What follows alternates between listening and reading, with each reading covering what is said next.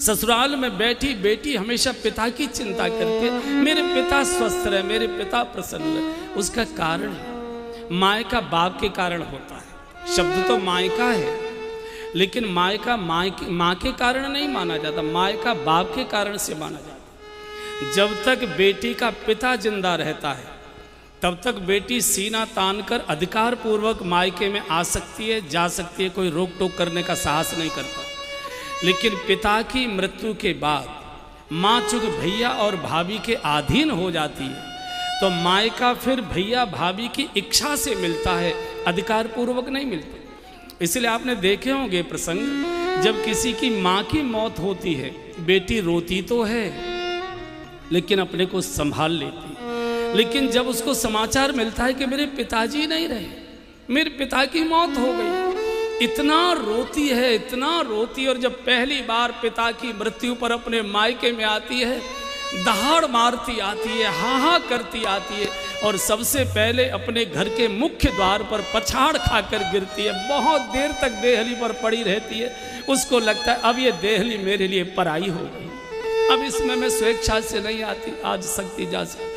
इसलिए बाप के लिए बेटी बहुत रोया करती है। हमारे पूज्य बापू कई बार सुनाया करते हैं कि किसी की बेटी को दुख देना हो, कुछ करने की आवश्यकता नहीं, उसके पिता को गालियां दे दो, बिटिया के पिता को अपशब्द कह दो, उसको अपमानित कर दो। बहू सब कुछ सहेगी लेकिन मेरे बाबूजी को कोई कुछ बोले बहू सहन नहीं कर पाती, बिटिया सहन नहीं कर पाती।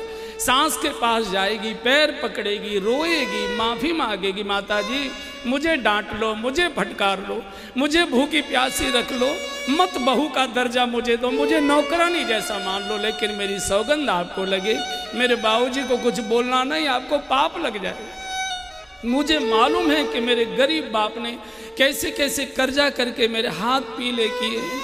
मुझे मालूम है कि आपके दरवाजे के चक्कर काटते काटते मेरे बूढ़े बाप की एड़ियाँ घिस गई थी, तब मेरी शादी हुई। अभी तो मेरे बाप की पीठ से कर्जे का बोझ नहीं उतरा है। दिन भर भूखी रोती रहेगी, सारे घर को भोजन बना के खिला देगी, लेकिन बाप के लिए किसी ने बोला है बेटी के मुंह में टुकड़ा नहीं जाता। विधाता ने इस सृष्टि में बहुत सारे पवित्र नाते बनाए हैं, लेकिन जितना पवित्र नाता बेटी और बाप का बनाया है, इकलौते बेटे की मौत हो जाती है, बाप नहीं रोया करता, छाती पर पत्थर रख लेता है। सारा गांव मोहल्ला रोता है, लाश को आंगन में देखता है, सारा गांव फूट पड़ता है, लेकिन बाप अपनी छाती पर पत्थर रखकर आंसुओं को पी लेता है। लेकिन वही बाप जब पहली बार अपनी बिटिया को हाथ पकड़कर ससुराल के लिए डोली